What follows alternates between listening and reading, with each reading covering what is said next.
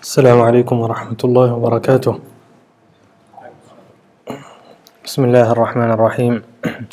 الحمد لله رب العالمين، والعاقبة للمتقين، ولا عدوان إلا على الظالمين، والصلاة والسلام على أشرف الأنبياء والمرسلين محمد وآله وصحبه أجمعين، ومن تبعهم بإحسان إلى يوم الدين. أما بعد، اللهم انفعنا بما علمتنا وعلمنا ما ينفعنا وزدنا علما وفقها في الدين يا رب العالمين. So, inshallah, we'll go through a quick recap of last week, inshallah. So, last week we discussed the events in terms of political events that took place after the start of the first or the stone intifada.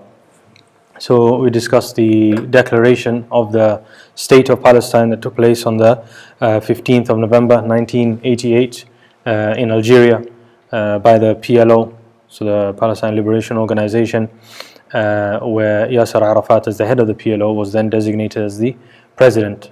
It was more obviously it didn't have any impact in terms of the governance on the ground, because all of the lands were occupied by Israel, by the Israeli government. But the announcement was made. The significance of the announcement was that it was accompanied by over that day and the following days and the following weeks by statements by Yasser Arafat specifically as the president, where the next day he held a press conference and he renounced terrorism, meaning attacks and violent attacks against the Israeli government or Israeli targets, etc. As until that point, all of the different factions had all been, all of them had a militant wing, and we've covered that in a bit of detail. There is a small joke within the Palestinian political circles who were involved with in issues that happened at the time, where when Yasser Arafat made the statement, initially instead of terrorism he said tourism, and instead of renouncing he said announcing, but that's just an internal joke between the Palestinian politicians. So here it was a change in terms of stance. So number one, no violent movement against or against the occupation, no violent resistance, and also an acknowledgement of the existence of the State of Israel, and so moving away from the one-state solution and not recognizing Israel as a state and not accepting the UN resolution, to moving towards accepting the UN resolution, which was declared in the following statements that accompanied the declaration of the state. Thereafter we discussed the Al-Aqsa massacre, which took place in the Masjid Al-Aqsa compound, where 21 Muslims and Palestinians were killed inside the Masjid Al-Aqsa compound in October 1990.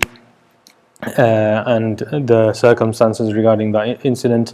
Then the Gulf War that took place, where Yasser Arafat sided with Saddam Hussein in the invasion of Kuwait, and therefore this had a negative impact on the Palestinians and the PLO. After the war, the following year, 200,000 to 300,000 Palestinians were expelled from Kuwait, and the Arab countries who had all obviously allied together against Kuwait, against Saddam, had then cut their funds to the PLO. So the PLO ended up in crisis. Then on the 30th of October 1991, there was a Madrid conference, and there was no real outcome. And we discussed that last week, apart from the change in the UN resolution, which defined Zionism as a form of racism, etc. A new UN resolution came into force, which basically made the initial UN resolution void, and so this description of Zionism was cancelled. The main reason why the Madrid conference probably didn't go ahead was because the negotiators had been designated to be on behalf of all of the Palestinians, and they weren't to be aligned with any specific group or organization. And so the individual who was taking part in these negotiations, the individuals, they were insistent that there would be no discussions until the issue of the settlements were discussed. So all of the settlements that had been placed in Gaza and especially in the West Bank, where there were over 100,000 settlers. And so they refused to discuss anything until the matters of the settlements were discussed, and Israel was not open to discussing the issue of the settlements. Therefore, nothing really came to being in that conference. And so the next year, the Israeli government started a new process, which was a system the starting of secret meetings, which we discussed last week. December 1992, you had so it started off with Israeli academics.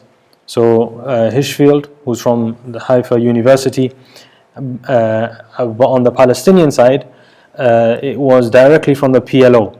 So they sort of circumvented everybody else, and within the Fatah organization really, and the PLO, as they were mainly run by Fatah as the largest group, they sent secret negotiators to these meetings, initially in London, thereafter they moved to Oslo, to discuss peace agreement with the Israeli government. And this was without the knowledge of all the other groups and all the other parties. So in effect, the negotiation wasn't on behalf of the Palestinian people. And Israel, as we said, they moved in stages. So initially, they sent academics. So they sent Hirschfeld, they sent another academic, another professor of university. And the system that they used was, initially they discussed with official representatives of the PLO.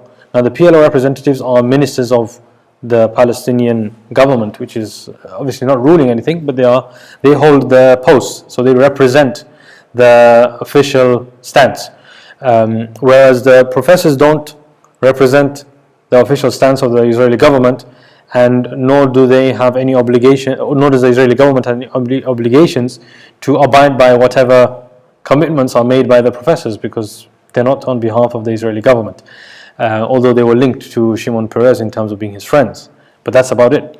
So they sent the professors first.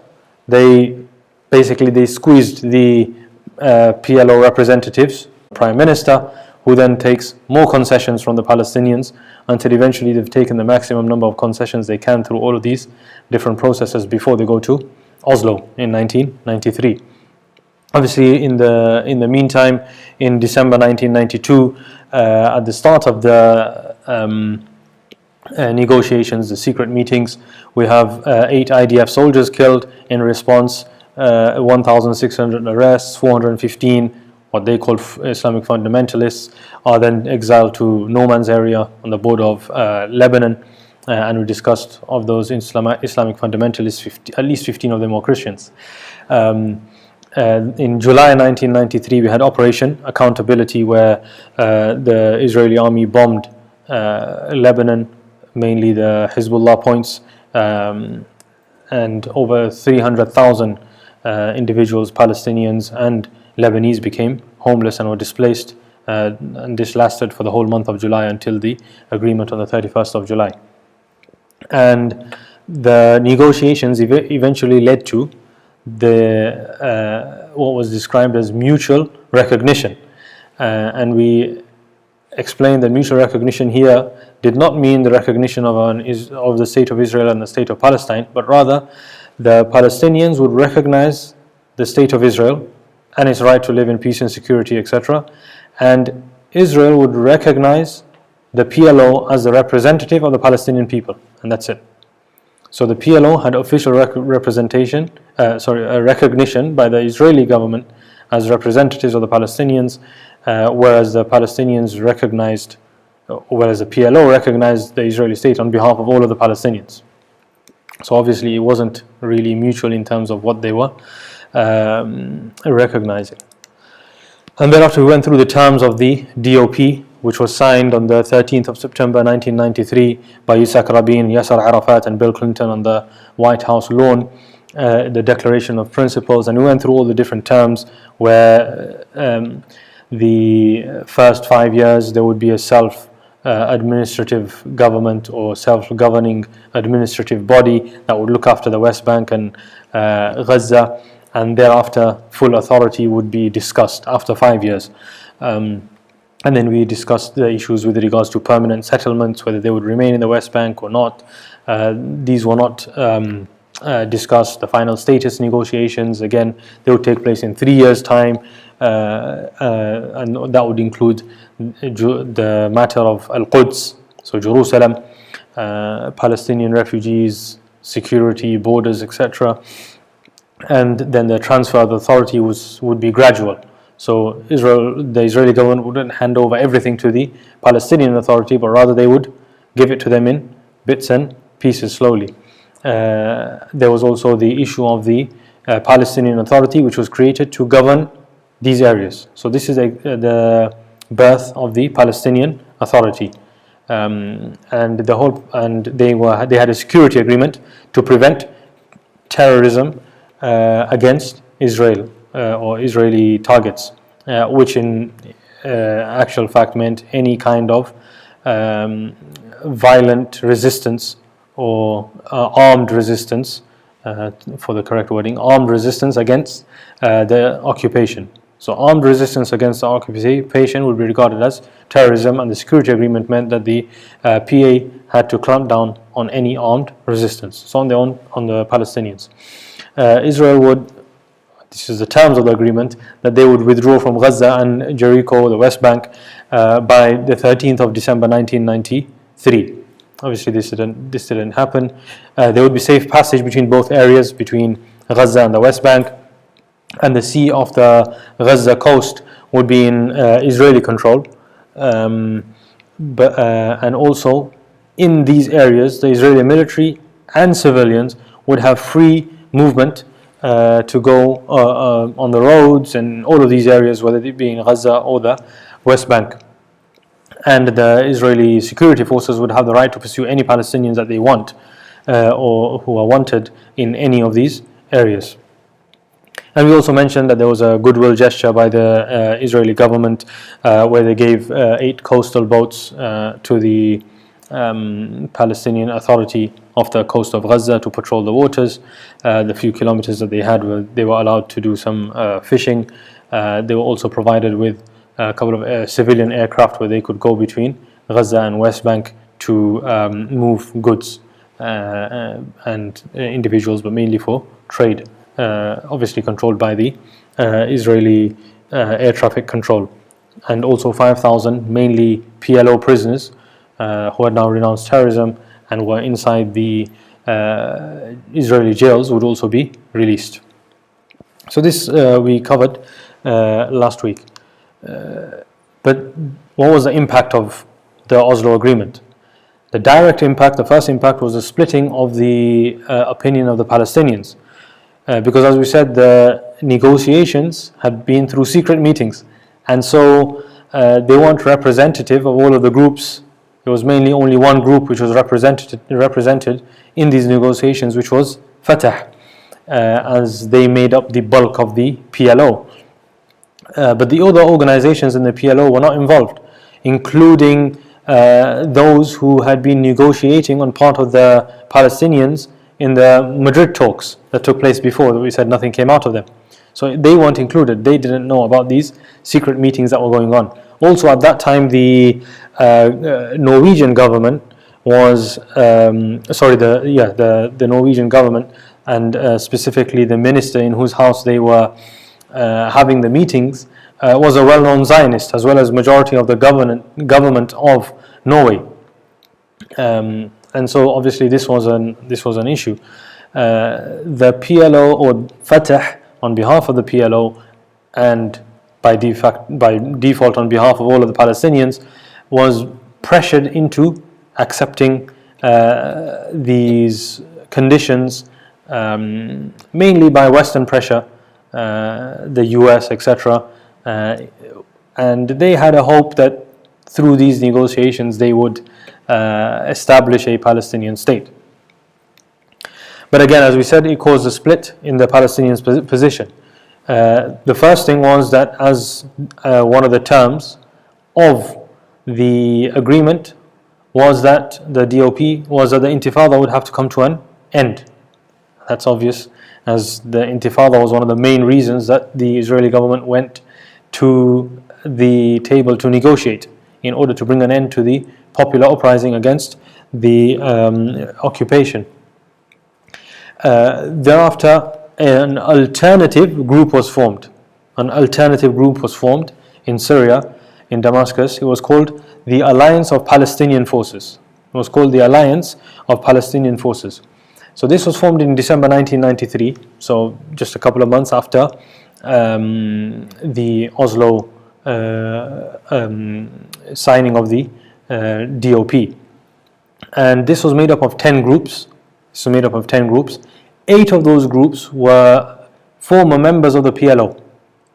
So 8 of those groups were former members of the PLO. They once the PLO announced, and the Fatah members, who were the leaders of the figures, announced, and Yasser Arafat signed the DOP, 8 factions defected from the PLO.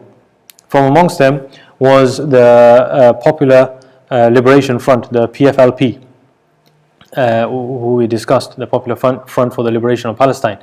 And they were the second largest group after Fatah. And they also defected from the PLO, and 8 groups altogether. And then alongside the Islamic Resistance Movement and Palestinian Islamic Jihad, they formed a new alliance which was called the Alliance of Palestinian Forces. And they denounced the Declaration of Principles, the DOP. They also declared that the PLO is not representative of the Palestinian people, and therefore they said that the Oslo Accords and the process and the signing of whatever has taken place is not binding upon the Palestinians. So this was the main reason of setting up this alliance. So this alliance was just set up as a response to the signing of the DOP. And so they did not recognize the DOP, they didn't recognize Oslo, not binding. So these groups, the armed wings, they continued their attacks against Israeli targets. And they increased as the Israeli forces cracked down on the Palestinians, also increased during this time, because they said that the Intifada is supposed to come to an end. And obviously these groups, they continued. So the Intifada came to an end, where everyone is uprising, popular uprisings, because now there are no statements made by the PLO for people to strike, etc. But there is still an armed resistance against Israeli occupation in the West Bank and Gaza.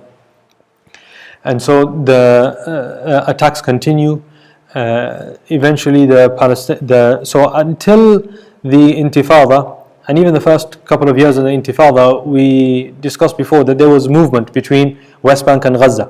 The Palestinians could go back and forth. Sometimes there were restrictions, but generally it was open. And it was easy for Palestinians to go anywhere within the whole area, whether it was inside 1948, so what was the state of Israel borders pre-1967, or in any of the areas which were defined as the Palestinian areas. It was just as one state. However, a few years into the Intifada, so just after 1990 and in the early 90s, the Israeli forces then placed checkpoints all around the West Bank and also around Gaza. So now it became much more difficult for the Palestinians to cross into the 1948 areas or the pre-1967 areas from the West Bank. So they couldn't cross from West Bank into the Israeli state area, and it was difficult. And so initially, while attacks had been taking place in different areas, it then became more difficult, and therefore the attacks on Israeli forces had to be within the West Bank, majority of the attacks. And as they wanted to target more and more Israeli targets, because whenever the Israeli forces would clamp down on the Palestinians, there would be a large number of Palestinians killed. But when the Palestinians were attacking Israeli targets, they were relying on, as we said, handheld guns and individuals which would maybe kill one soldier or two soldiers, etc., maybe injure a few. And so they saw that their attacks weren't having much of an impact. So they then decided through one of the engineers who they had to make explosives. And over the first few years of the 90s, they developed explosives, and thereafter they decided that they will now carry out bomb attacks against Israeli targets. And so the first attack took place on the 16th of April 1993, where Palestinian, he took a van which was loaded with the explosives, approximately 250 kilos of explosives, into a restaurant that was used by Israeli soldiers. So it was exclusively used by Israeli soldiers. They would come every Friday to this restaurant to rest before they go back home for the Sabbath and have their day off. So about the time of Jumu'ah, they would go, after Jumu'ah, they would go to this restaurant, they would rest there. There was a rest stop, and then from there the bus would take them home. And so at the time when these two buses arrived, the Palestinian car drove up and the bomb exploded. Now the number of soldiers that were declared to have been killed and injured, the numbers were very less. However, the images showed that there was huge destruction in the site. Both of the buses were completely burnt out and destroyed. While the official figures said that there were only a number of injured on those buses, but there was one Palestinian who was behind at the back of the restaurant preparing the food on the other side. He was killed, but the ones in the buses, the Israeli soldiers, were only injured. Anyway, so this was the start of what the Palestinian groups or the resistance movements called martyrdom operations, and the Israeli government called suicide bombings. So they started in April 1993, and this caused obviously a stir and a security problem for the Israeli forces, as now they were facing attacks which had much more devastating impact on their forces.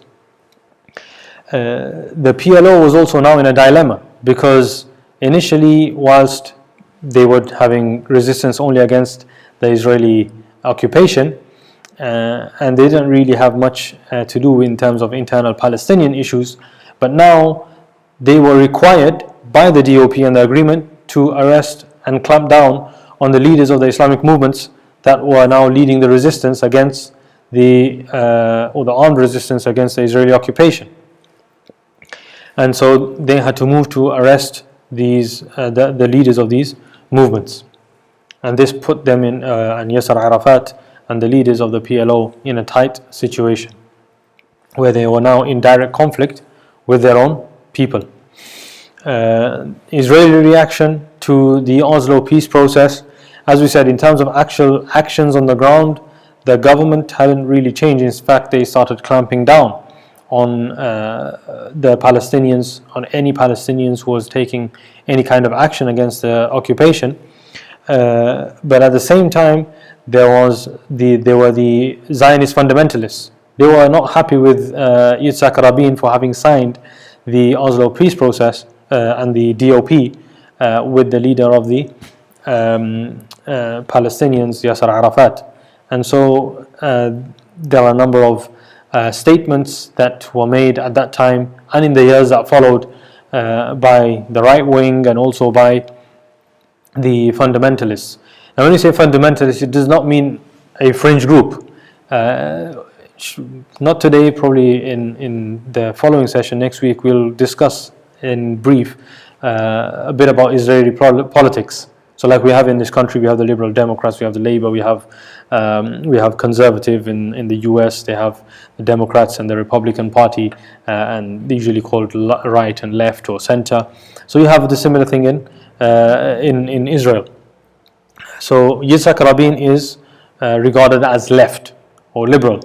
The leader of the opposition at that time, what we would call conservative or right wing, was Benjamin Netanyahu, and he was completely against the signing of the DOP and the Oslo Peace process. And we'll come to what happened during the years that followed as a response by the general Israeli public and the right wing and the fundamentalists to the Oslo Peace process. Remember, the Oslo Peace process started through those secret meetings, thereafter the signing of the DOP, and then it continued all the way to the year 2000. And there were multiple signings and multiple agreements through stages as the years went by. Thereafter, in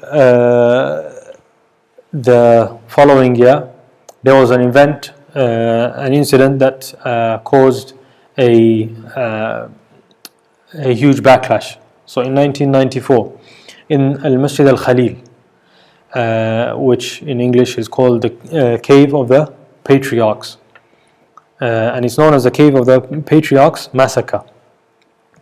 So the individual who carried out this massacre, his name was Baruch Goldstein.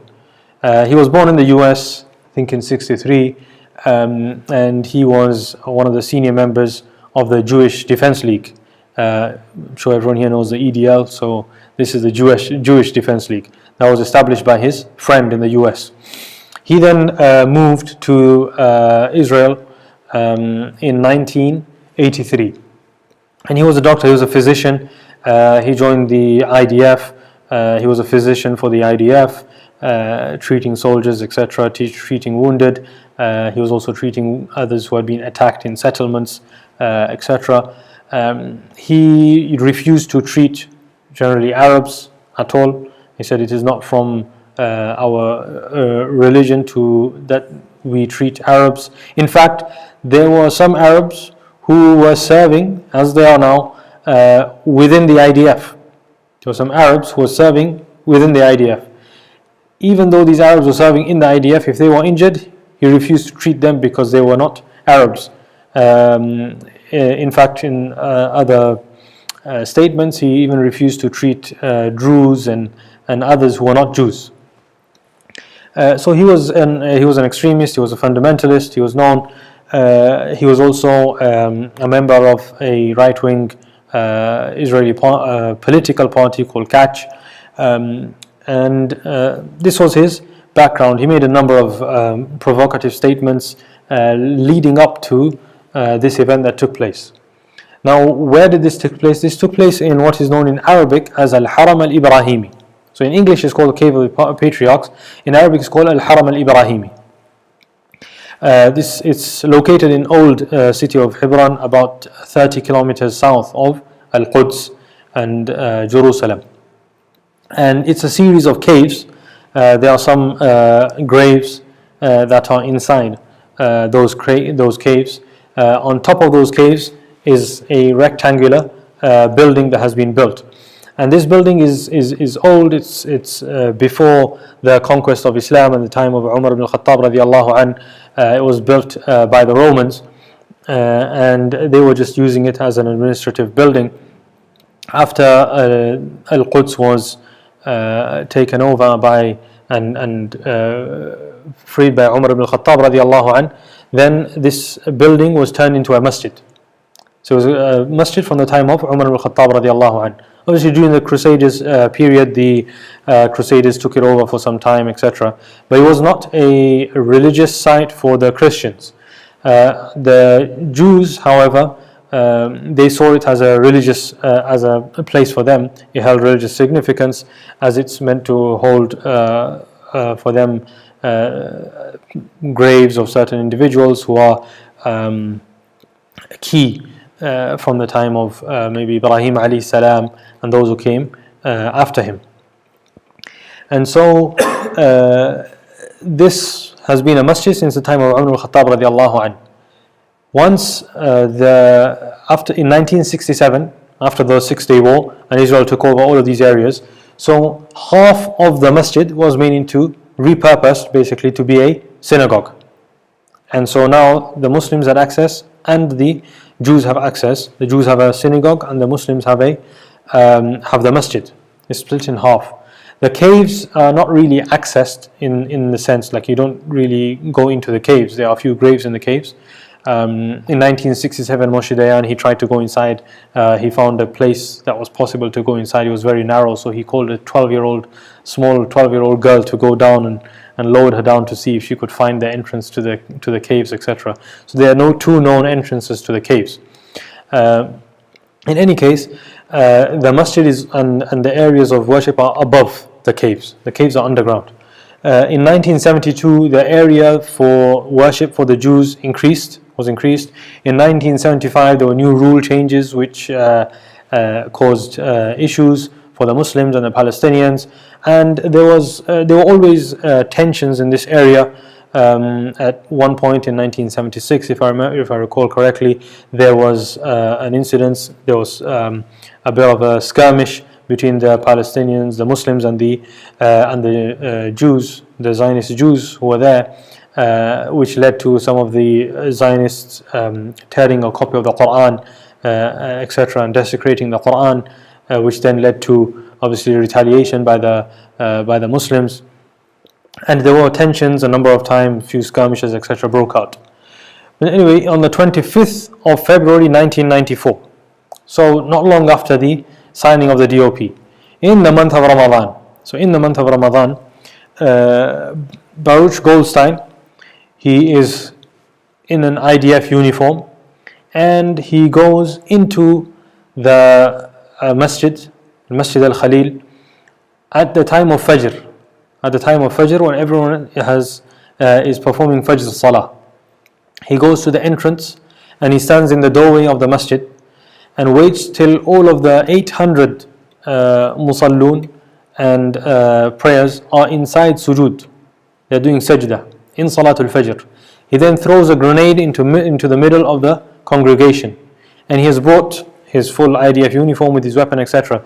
Now he was allowed to come in. Palestinians saw him coming in, as is the Israeli forces always had soldiers by these doors.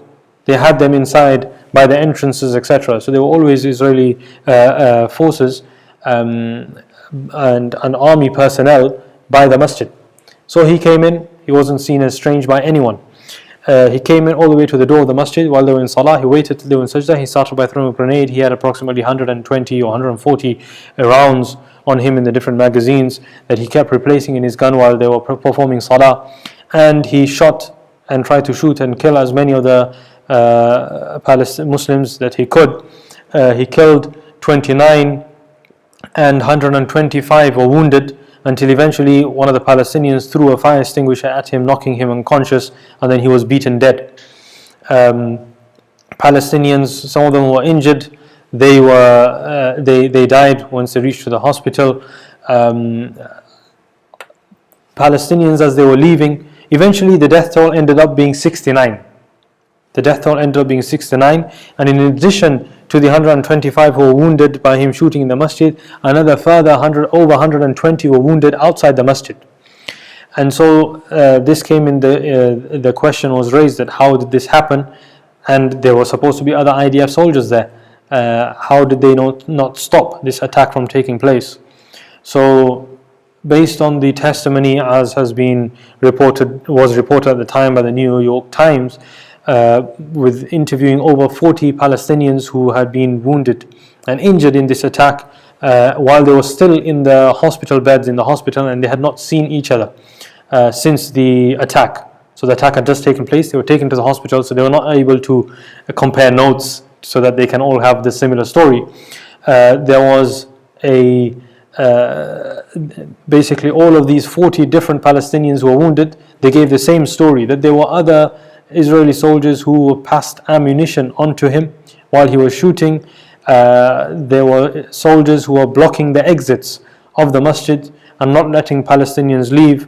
Palestinians who were leaving and fleeing the area and the masjid were shot at by Israeli soldiers. In fact, a couple of Israeli soldiers admitted to shooting at chest level towards the Palestinians, and Palestinians who were evacuating the wounded were also shot at, One Palestinian specifically, he saw an Israeli soldier going towards his friend who had been injured, and took the injured friend out of the ambulance, and so he went to throw a stone at the Israeli soldier. He was shot and killed, and so according to the different reports, there was also complicity by the other soldiers who were there and present at the scene. Obviously, the Israeli government had carried out their own investigation and came to the conclusion that there was no involvement by any of the other soldiers. That investigation was criticized by a number of different organizations. Generally, these investigations that have been carried out by the Israeli government don't really point any fingers at wrongdoing by the Israeli forces. They did condemn Goldstein for what he did. They called him a terrorist. They called him a shame on the Jewish faith. These were the words of Yitzhak Rabin, the prime minister. And the political party, of which he was the third candidate, the Catch Party that was banned. The party that then replaced the Catch Party is the party that is now headed by Ben Gvir, the notorious Minister of Security of the Israeli government, the current Minister of Security, the one who I'm sure has been, whose name has popped up in a lot of the news articles over the past few months with regards to his statements. He was actually a member of the Catch Party before, and he now is a member of, just as in the UK when a party is banned, then it comes back under a different group, and this is the same scenario around the world. So when the Catch Party was banned, a new party came into being from those who had the same views. And for the fundamentalists and extremists, he became a hero. His grave became a place of pilgrimage, and for the settlers, especially the settlers in the West Bank, he was seen as a hero. And these are some of the comments that were made by a few significant individuals who are members or are members until now of the Israeli system. So, for example, we have Israel Ariel, and he was the chief rabbi of the Yamit settlement. The Yamit settlement was settlement. It had about approximately 2,500 residents in the desert. In the Sinai desert. So when Israel took over the Sinai desert, they made settlements in the desert as well. And so he was the chief rabbi of that settlement. And he described Goldstein as a holy martyr. Then we have Dov Lior. He is currently the head of the Council of Rabbis of Judea and Samaria. This is basically the West Bank. So he's the head of the Council of Rabbis of the West Bank. And he's held a number of leading posts, former head of, for example, the rabbis of Hebron, etc. He said that Goldstein was a saint whose hands are innocent, his heart pure, and he compared him to the martyrs of the Holocaust. Yitzhak Ginsburg, again, he is the leading rabbi on Chabad Jewish mysticism. So he's the leading rabbi on Jewish Sufism, basically. And Chabad is one of the, if not the largest international group of Jews. And so he's the leading Sufi of the largest group of Jews in the world, the Chabad.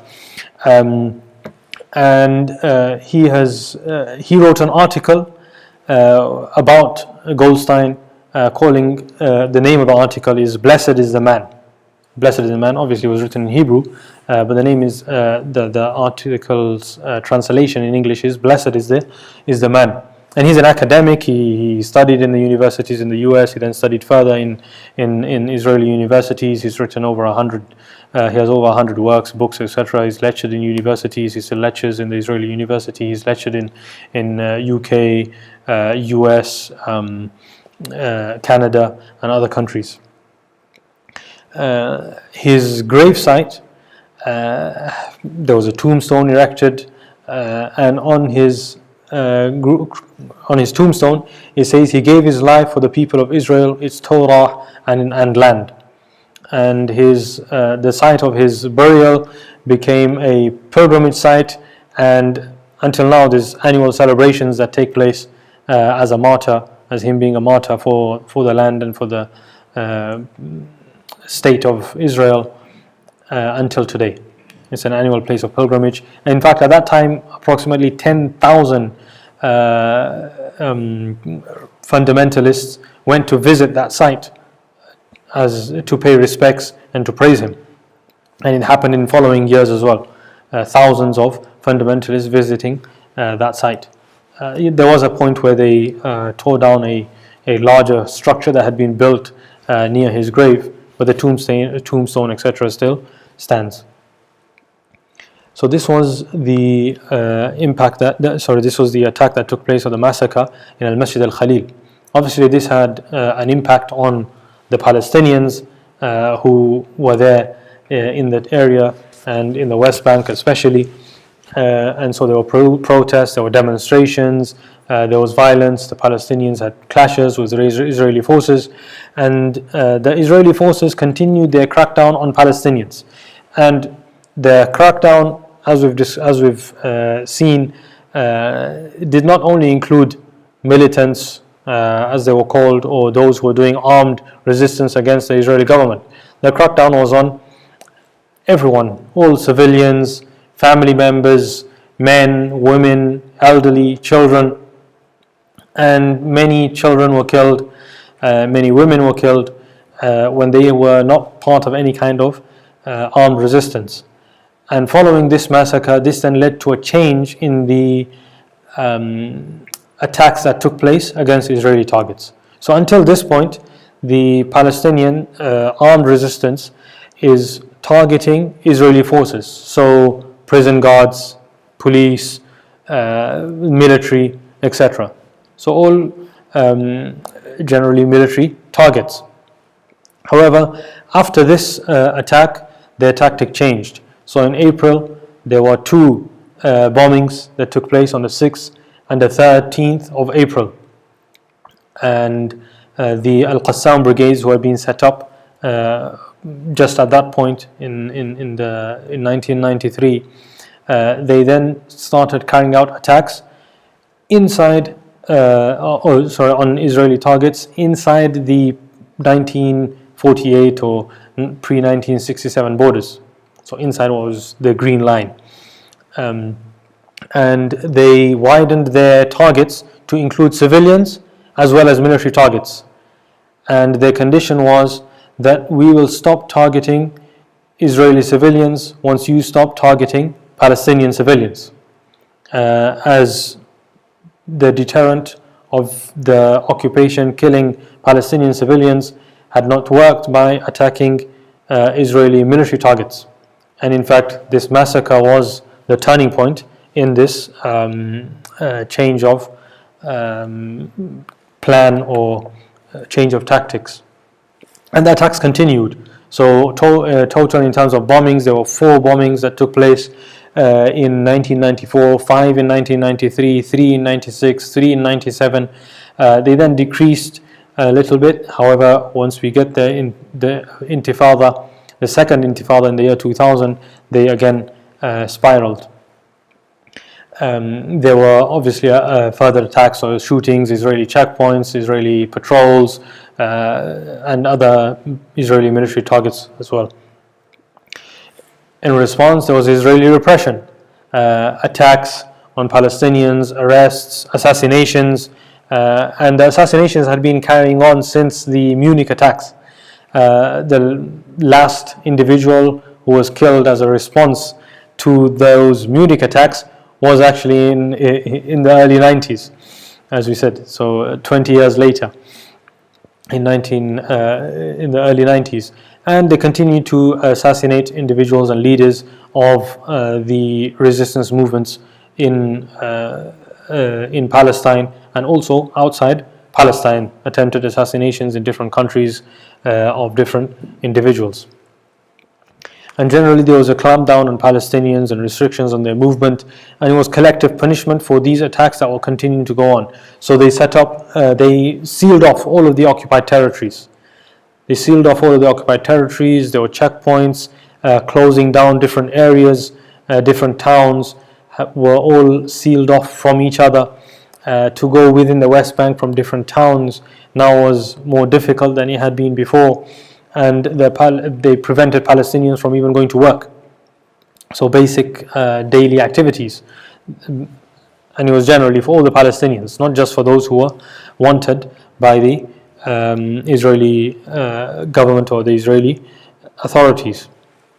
And this continues up to 1995. In 1995, they have the second round of negotiations of or what is known as Oslo 2. And as part of Oslo 2, the following map is discussed. So here what we have is the West Bank divided into three areas: Area A, Area B, and Area C. Area A, which is the light blue, Area A, the light blue, that's 18% of the West Bank. So Area A is light blue, 18% of the West Bank. This is under control of the Palestinian Authority. How much? 18%. Then Area B, which is 22%, so together totaling 40% now, that's administered by the Palestinian Authority, but the security control is with Israel, and border control is with Israel. And then you have Area C, which is the orange, which is 60%, and that is completely controlled and administered by Israel. On the east, you can see it's basically all orange. They have a security buffer zone on the border of Jordan, and this is to stop any militants or any of the resistance crossing the border from Jordan to the West Bank, of smuggling any kinds of weapons or individuals, etc. And so they have this security buffer zone. Also, majority of this zone has been declared as a military zone, or an active military zone, or an area of security for Israel. And they prohibit, Palestinians are prohibited from going into a number of these areas. And there are many settlements in the area that's orange. So this is how the areas were split up. Now, as you can see, from 1993, where there was a promise that West Bank and Gaza would be handed over to the Palestinian Authority to administer and basically go to the pre-1967 borders, what actually happened was, when they discussed it further in detail in 1995, this was the agreement. And the agreement was 18% is administered by the Palestinian Authority, the rest of it is under Israeli security control. 22%, the Palestinians still have a bit of administration as they are Palestinian towns and cities. But 60%, and in reality more than 60%, is completely under the control of the Israeli authorities. And that percentage increased over the years to 67% being designated, and thereafter, at this point in time, it's basically complete control of the West Bank. Apart from, you could say, 5%, maybe inside certain towns. But even there, in terms of that, they would come under Area B. They have a Palestinian administration, but security is the control is in the control of Israel. And the agreement was with regards to the settlements to be removed eventually from the West Bank and Gaza, although the full agreement hadn't taken place in 1993. However, over the years this increased, so it doubled almost by the year 2000. The number of settlers doubled almost by the year 2000. And in 1993 there were 120,000 settlers in the West Bank. Now, in the latest figures from 2023, and it'll be the same now, is 750,000. So instead of the number of settlers decreasing, 120,000, instead of decreasing, they have now become 750,000 just in the West Bank. Just in the West Bank. And many of the Palestinian homes, etc., demolishing of the homes, etc., this continued. This process, despite the Oslo Accords and the agreements, etc., the demolishing of Palestinian homes, the taking of their land, burning of their crops, etc., this continued. Detention, prison sentences, etc., continued. And so the Oslo Accords, by this time, a number of those who had thought that it may give some kind of hope to the Palestinians started to see that it hadn't really had any impact over the years since 1993 until 1995. In fact, the situation for the Palestinians had got worse. Inshallah, we'll stop here today, and then we'll discuss what took place after the Oslo II and this map and the agreement that they had in Cairo next week, inshallah ta'ala, leading to the a significant event that took place with the fundamentalists, the Zionist fundamentalists in Israel, who were against and opposed the Oslo Peace process, as well as the statements of Benjamin Netanyahu leading to the assassination of Yitzhak Rabin. If there are any questions with regards to what we discussed today before we close off, inshallah. Any questions? No? Okay, inshallah. Sorry. This might be something we covered at the start, but how do you respond to Zionists who claim that they have this historical connection to the land of Palestine? 2,000 years ago, they were there, etc. So, with regards to the historical connection, we went through the history of who was there, etc. So, in reality, they weren't the first people who to inhabit the land. And this is proven through archaeological remains, etc. We discussed that in the first session. And so, if the claim is to go back to the original people who inhabited the land, then it definitely is not the progeny of Banu Israel. But even if we were to argue that the children of Israel were the ones who, or the Jews were the ones who inhabited the land and are the rightful heirs of the land because of the time of Sulaiman alayhi salam, Dawood alayhi salam, because that's when they ruled the land. Until then, they weren't ruling the land.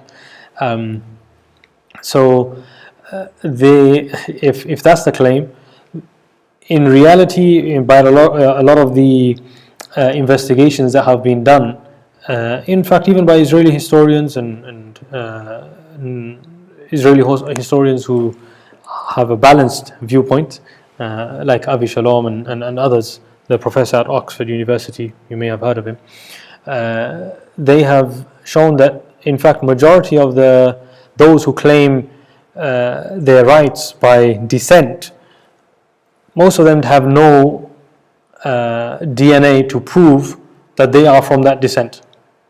So in reality, if it's by the DNA, then their claims are false. There are more Palestinians who have the DNA to show that they came from the progeny of Yaqub alayhi salam than the Zionist Jews who went to reside in this area. So if it was by descent, then they don't have the right. And they claim it's by descent. The claim is that it's by descent, not just by being a Jew. There are a number of discussions, but the logical thing about that is, if it's a historical claim that we were there 2,000 years ago, then that would upset the balance of the whole world. That means everyone can go around claiming, I was there 2,000 years ago, I was there 2,000 years ago. Okay, you go out, we're going to come. What would the world look like if everyone was to say, let's go back to where we originated from 2,000 years ago? So it's really not a logical claim to say that we were here 2,000 years ago. The issue is, as we mentioned at the beginning, initially there were a number of different possibilities that were, or choices that were given and were discussed. So options of Argentina, Uganda, and other countries. Obviously, these were all rejected, and these fundamentalists and the original ideas were that it needs to be established in the land of Palestine. And even though the individuals who were sent to the land of Palestine, they then came back and gave reports before they decided to go there, and they said that Palestine, or in Arabic there's a phrase, and in Hebrew they use the phrase which is basically, she's a beautiful bride but she's already married. Yeah. So we can't take her. There are already Palestinians and people living there. But eventually it became a motivation for the Zionist fundamentalists, where they could re-establish, or they wanted to re-establish and bring about the prophecies of their books for re-establishing the kingdom of Solomon in these areas. Kingdom of David and Solomon, so Sulaiman alayhi salam, Dawood alayhi salam, over the whole of land that they had control over. And so eventually it has gone over the years to the fundamentalist ideology of re-establishing the state of Israel, or Greater Israel actually, which encompasses all the way until Iraq and even parts of Egypt. But yeah, that's the goal eventually. Any other questions? Khair, inshallah. We ask that Allah Azza wa Jal enable us to study the history of the areas where the Muslims have lived, the history of the Muslims, and all of those incidents which enable us to take lessons from, and may Allah Azza wa Jal enable us to take heed from all of these incidents, so that we may understand how to bring about a change for the better for the Muslim Ummah. And we ask that Allah Azza wa Jal grants peace and security to our brothers and sisters in Gaza, in Palestine. Allah Azza wa Jal grant them freedom, Allah Azza wa Jal grant them victory, and Allah Azza wa Jal free al-Masjid al-Aqsa, and Allah Azza wa Jal remove the occupation. And we ask that Allah Azza wa Jal free all of the Muslims around the world who are being oppressed. Ameen. Wa akhiru da'wana alhamdulillahi rabbil alameen. جزاكم الله خيرا. سبحانك اللهم وبحمدك نشهد أن لا إله إلا أنت نستغفرك ونتوب إليك.